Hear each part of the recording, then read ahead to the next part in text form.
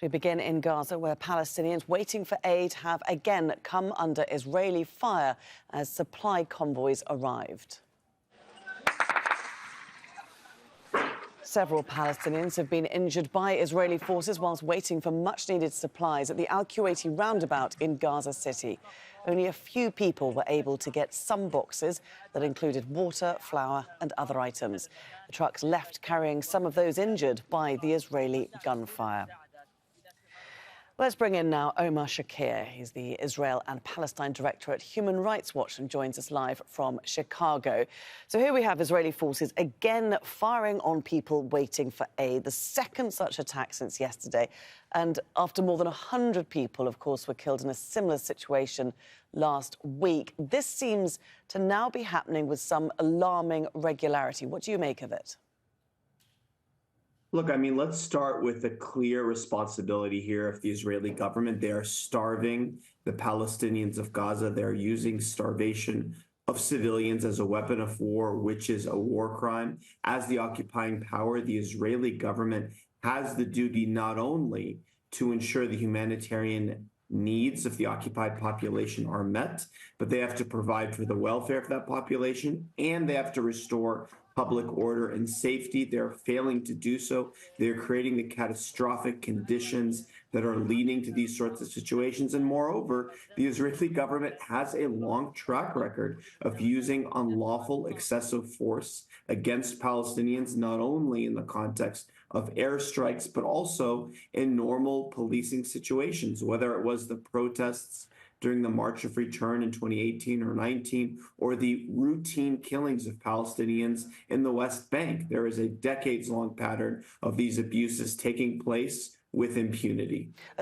This does seem to be particularly poignant, though, given that they are bringing in a very tiny amount of aid and then firing on people who are so desperately trying to get hold of it.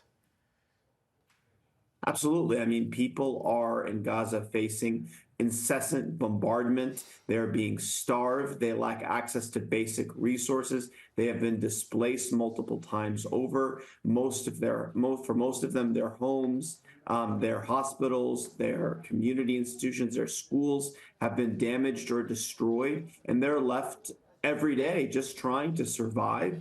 And the idea that people are being killed as they scavenge for meager rations of food is just appalling, and is a reminder why there must be international immediate action to prevent further mass atrocities. This is a sign of just how desperate and catastrophic conditions are 6 months into this nightmare, which began, of course, not in a vacuum, but in a reality of years of closure, of unlawful killings, of abusive occupation, of apartheid and persecution, denial of right of return. There's a larger context, but we've seen an unprecedented scale of killings and repression. I mean, we've got the US Vice President Kamala Harris calling for more aid into Gaza, somewhat belatedly also calling for a ceasefire. The US has also been involved in an aid drop. What sort of message does this send when we know that the US is Israel's #1 backer, and without the weapons that it provides, Israel wouldn't be able to carry on this war? Look, I mean, people have been warning about this very scenario for days, weeks, and months, and the United States has failed to use its leverage to put action behind its words. And those words have been meek words, but any sort of action in order to prevent this sort of situation. The United States unquestionably has the leverage, but the United States has simply been unwilling to stop providing arms to the Israeli government, to be much more strong in their condemnation, to support action around accountability and end to complicity, and to actually put teeth behind and pushing the Israeli government. And it is an embarrassment to the U.S.'s role in the world that it is doing this aid drop. Look, I mean, for some families, this aid, could provide critical aid. We shouldn't, in a situation of starvation, look past that. But at the same time, the United States can and should be doing so much more. And it's failed to do so, but lives still hang in the balance. And there's still time to act. People are not bargaining chips. Humanitarian aid should not be something that can be bartered and bargained away. They should be provided immediately, just as civilians held hostage should be immediately and unconditionally released. The UN's top court, the International Court of Justice, has ordered that Israel does not commit acts that could be called genocidal. Israel had to produce a report a week or so ago to say how it was meeting that commitment. What's your view on it? Well, it's not complying. That is crystal clear. The Israeli government was ordered to ensure basic services and humanitarian aid. This was a binding order from the world's court, and they failed to do so. The amount of, they did not turn on the tap of water.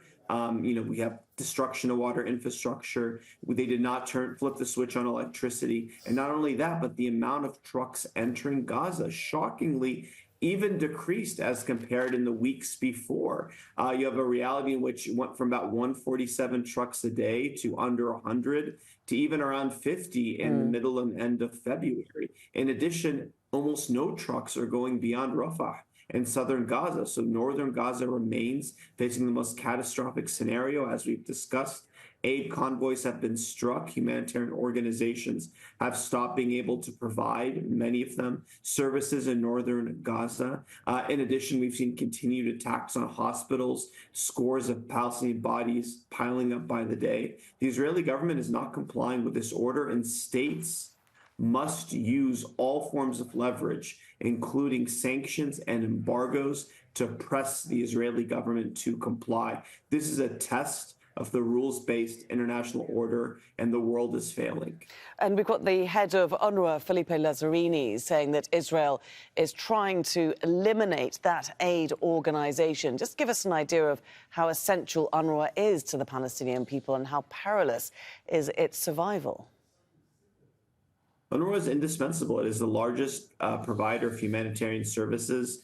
Humanitarian organizations that operate in Gaza have said, we cannot replace UNRWA. UNRWA is unique in its ability to provide services. Again, in a situation in which there's a looming famine, people are starving. It is appalling that states have cut funding to UNRWA. These are serious, obviously, allegations that UNRWA is facing. But Human Rights Watch has reviewed the evidence. There is no evidence actually to back up these claims. But that's not really the issue here. The issue here is that, this is an agency providing services to Palestinians who have nothing to do with those implicated. Aid must be restored. And part of what the Israeli government has done to not comply with the ICJ order has been its efforts to dismantle UNRWA, which is part of a years-long effort to liquidate the Palestinian refugee cause. It cannot be liquidated. These are basic rights to return under international law, and it's critical that UNRWA be allowed to fulfill its essential duty. Now it's more important, maybe than ever. Omar Shakir with Human Rights Watch. Thanks very much for taking the time to talk to us on Al Jazeera. Thank you.